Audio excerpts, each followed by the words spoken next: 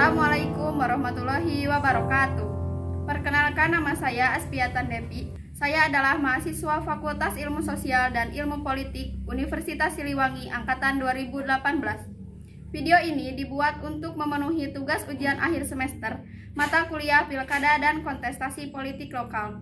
Dalam video ini, saya akan sedikit menjelaskan tentang kelebihan dan kekurangan Pilkada serentak. Pada awal reformasi, pilkada atau pemilihan kepala daerah dan wakilnya dilaksanakan dan dipilih oleh Dewan Perwakilan Rakyat Daerah di daerahnya. Namun, sejak tahun 2005, pilkada tidak lagi dipilih oleh DPRD, melainkan dipilih oleh rakyat atau yang dikenal dengan istilah pilkada secara langsung. Pilkada secara langsung merupakan salah satu wujud dari demokrasi di tingkat daerah dan merupakan sarana bagi rakyat untuk ikut andil dalam menentukan siapa yang layak jadi pemimpin di daerahnya.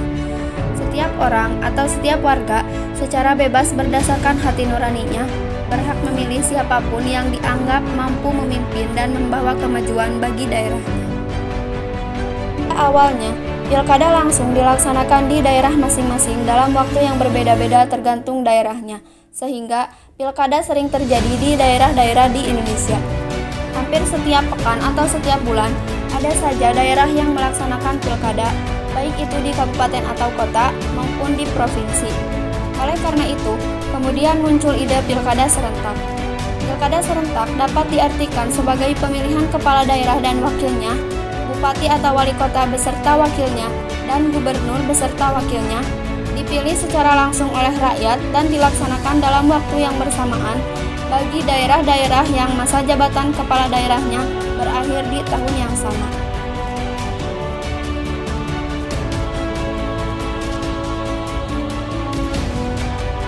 Dalam setiap hal, selalu saja ada kelebihan dan kekurangannya. Begitu pula dengan pilkada serentak di Indonesia, jelas memiliki kelebihan dan kekurangan. Kelebihan pilkada serentak di Indonesia diantaranya yakni 1. Meminimalisir terjadinya konflik sosial dan gejala politik di masyarakat. 2. Efisiensi waktu. 3. Efisiensi biaya atau anggaran. 4. Menciptakan demokrasi yang lebih berkualitas. 5. Perencanaan pembangunan baik di pusat maupun di daerah menjadi lebih teratur. Namun, di balik kelebihan-kelebihan tersebut, banyak juga kekurangan dari pilkada serentak di Indonesia. Di antaranya yakni 1.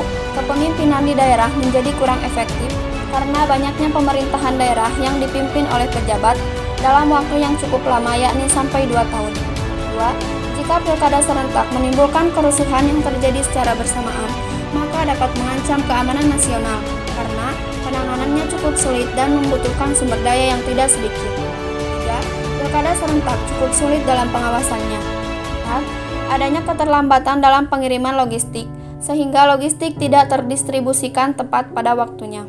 5. Banyaknya calon tunggal di daerah, sehingga tingkat demokrasi menjadi menurun. 6. Munculnya nama-nama calon yang bermasalah, seperti mantan narapidana atau tersangka korupsi. 7. Banyaknya kampanye yang ilegal. 8. Banyaknya kasus korupsi yang dilakukan untuk pengumpulan modal kampanye, untuk jual beli perizinan, untuk jual beli jabatan, dan sebagainya. 9. Banyak terjadi kasus suap yang dilakukan oleh calon atau tim suksesnya kepada penyelenggara pemilu. 10. Banyak terjadi kasus money politik seperti jual beli suara pemilih.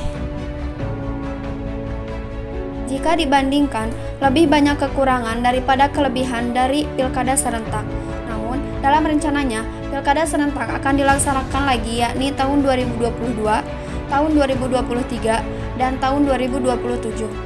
Oleh karena itu, butuh kesadaran dan dukungan dari semua pihak untuk menyukseskan pilkada serentak yang akan datang, supaya kekurangan-kekurangan pilkada serentak sebelumnya dapat diatasi, sehingga pilkada serentak yang akan datang dapat terlaksana secara maksimal sesuai harapan dan sesuai ketentuan yang berlaku.